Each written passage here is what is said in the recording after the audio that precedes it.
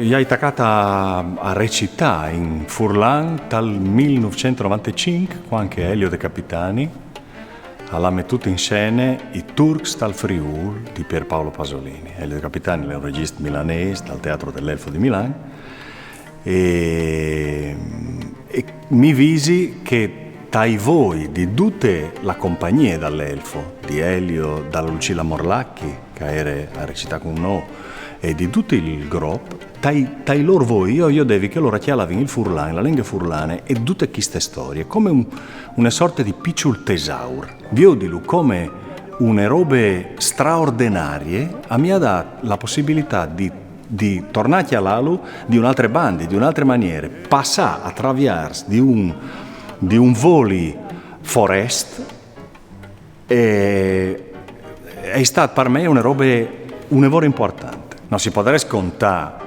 la storia di un piccolo paesut dal 1499 a Casarsa, che di trovare una soluzione per schiampare o restare o insomma difendersi da questa invasione dai turchi, se non tu la conti spar Furlan, perché i Peraulis, i Lux, i Noms, è la lingua che conta la storia. Iotto, mi mangiava da me colombe, come.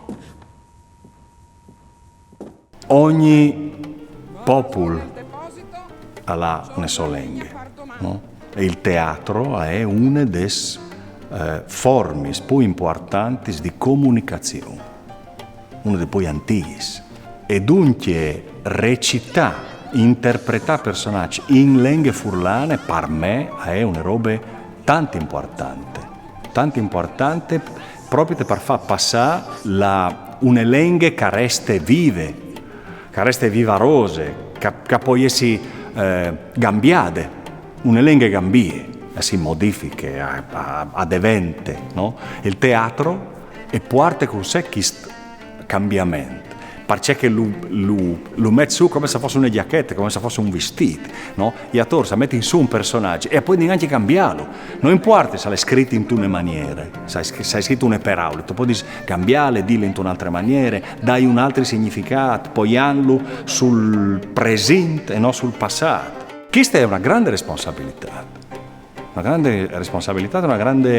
un gran compito che gli attori e il teatro furlan ha.